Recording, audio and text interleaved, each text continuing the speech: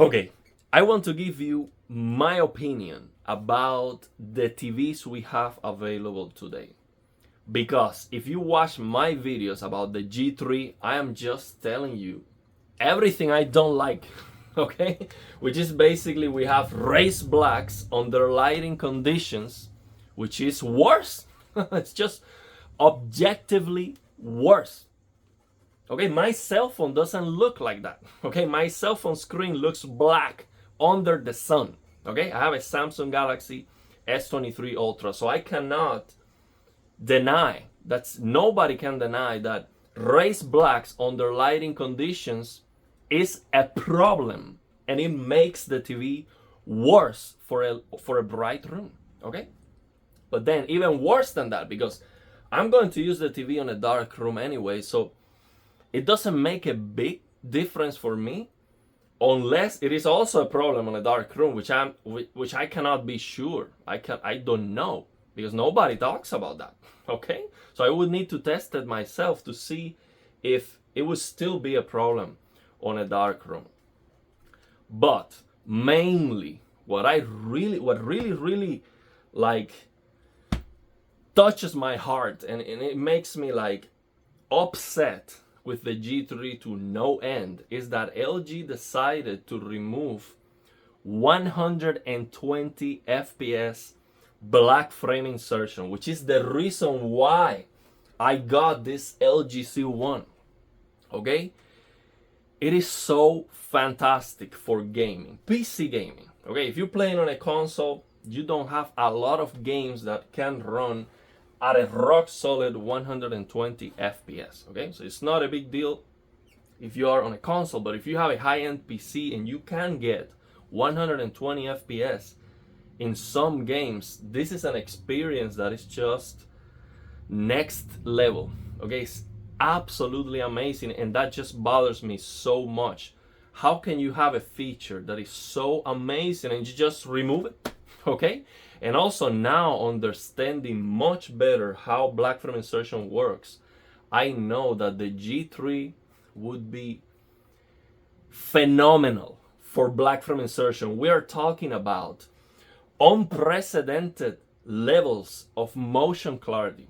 Okay, that G3 could easily do 240 Hz PWM on a 10% window. Okay, that TV can do on a 10% window 1300 nits, no problem. Okay, and of course, maybe when the TV is doing the strobing, it's going to be a little bit more challenging to push those 1300 nits, but still, you can get insane motion clarity.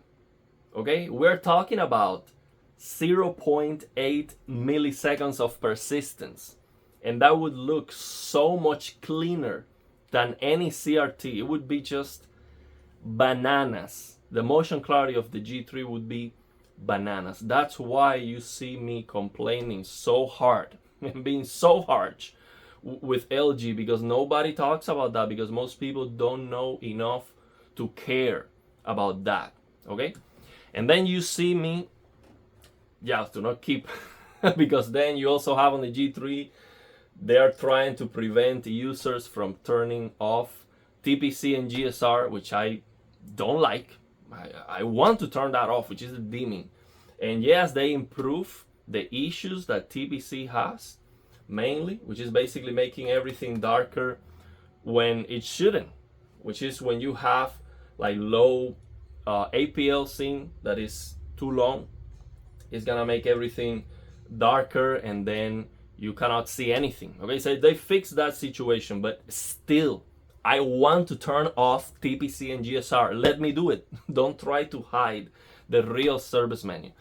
But the internet is going to figure that out, so that will no longer be a problem in the near future. Okay? But then you see that I go to the store, I show you the S95C, and I'm complaining about the raised blacks. And the raised blacks under lighting conditions of QD OLEDs is terrible. It's absolutely horrendous. I cannot understand how nobody complains. Okay, and I'm complaining to Samsung. Okay, I'm not complaining to anyone. I just it is a terrible decision, in my opinion.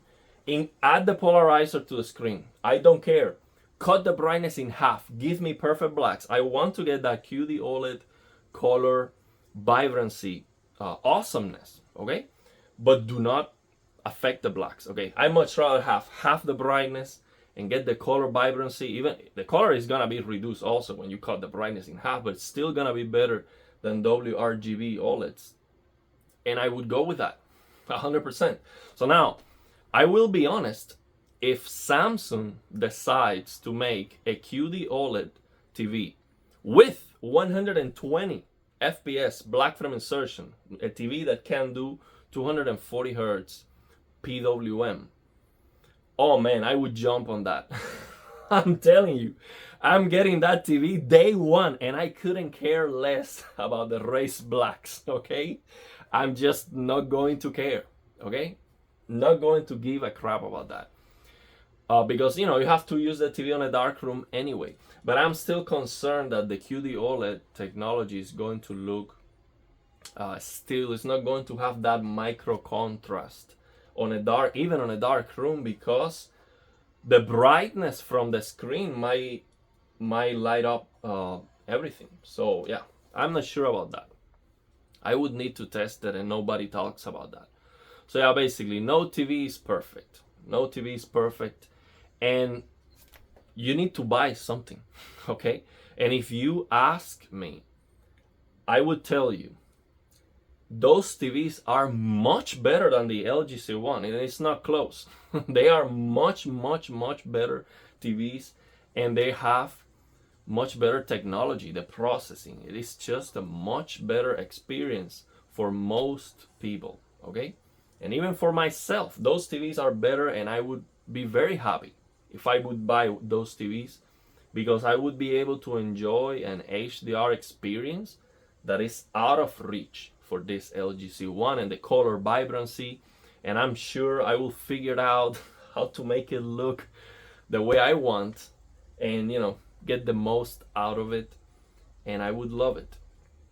But I have to tell you things that I don't like about it, because I don't see other people mentioning that, okay? So if, for example, if every single reviewer says, okay, this is a downside, QD OLED has this problem, it's a different TV on a bright room, I would not complain. I would say, okay, everyone knows that. I don't have to make a video telling you that, because everyone knows that. And yeah, I just want to call out these companies, because I know they can deliver my dream TV. Okay, right now, these companies right now, with the technology that it is available today, they can absolutely deliver a product that I would be like over the moon. Like, my God, I need to buy that. Okay, I know they can do it, but they are just not listening to me, of course not. I would need to be like a Linus or something like that for these companies to pay attention. But yeah, so to summarize, the TVs we have today are better, much better than the LG C1. And if you don't care about anything that I mentioned here, go for them. And also, if you already have a C1CX, G1, GX, go for them. I see some people asking, hey, I have a CX, a C1, you know, GX, G1. Would you recommend a QD OLED or G3? And I would say, absolutely, go for it. And actually, if you already have a WRGB OLED, I would get a QD OLED. You already have a WRGB, get a QD OLED. Absolutely, that would be a no-brainer. Like, if I were right now, if I was on the market to get a bigger TV, I already have the C1, okay? So if I'm going to get a bigger TV, I would get the Samsung S95C, just to try something new, new settings to play around with, and just to get that QD OLED color vibrancy. I would definitely choose that before choosing the G3, unless the G3 had a black frame insertion. If the G3 was coming with 240 hertz PWM, it would be a no-brainer. I mean, I would buy it today, okay? And I don't care about the price, okay? I don't care that the G2 is being discounted or whatever. I will get the G3 100%. So yeah. And also some people ask me, what do you think about LCDs? Would you ever consider an LCD? Yes, absolutely. And actually, the other day when I recorded the S95C, I was actually very impressed, I have to say, with the QN900C. Okay, 85 inch. Okay, let's start. Let's start with that. 85 inch. I love it. Okay, I'm going to definitely have an 85 inch. Okay, I wish my next TV is that, but it's a lot of money. Okay, a lot of money. I do not have the space right now where I am for that. I mean, I have 2 rooms, but it is not like they are not big enough for that's just a gigantic TV. I don't have space for that right now, but I'm moving. I'm planning on moving, so I will have one of those monstrosities. But aside from the screen size, that looked good. Let me tell you, that looked good even on a bright room. Actually, the black level of the QN900C under lighting conditions on the store was perfect. That screen, the black bars were looking absolutely perfect, like exactly like an OLED. Of course, they have the dimming zones and the LEDs. Of course, they have that set up in a way that the black bars are going to be perfect. But still, even when the entire screen was black and the Samsung logo on the screen only, I didn't see any blooming on the store. It was looking perfect to me. It was looking like an OLED, okay? So I would definitely need to test it more, of course, be on a dark room, try test patterns just to see, and real content just to see how is that blooming control. But that QN900C impressed me, okay? I really like that TV. It's very expensive. It was like $8,000, was it? $7,000 or $8,000, I don't remember. 85 inch QN900C. You can search that real quick. I really liked it, and I actually asked the representative on the store to change it to movie mode, because you know they are on vivid mode. So I'm like, okay, that's crap. I cannot tell if the TV is good or bad with vivid mode. That's terrible. So they changed it to movie mode. Actually, I asked them, hey, can you give me the remote so I can play around with the settings? And they were like, no, because you know they basically Samsung forced them to have the TV on the vivid mode, and it's like a contract with Samsung. Or they say, no, we cannot give you the remote and you change the settings and none of that. But they did change it to movie mode, and yeah, once that color temperature was warm, I liked it. So I didn't get that brightness punch that vivid mode is giving you.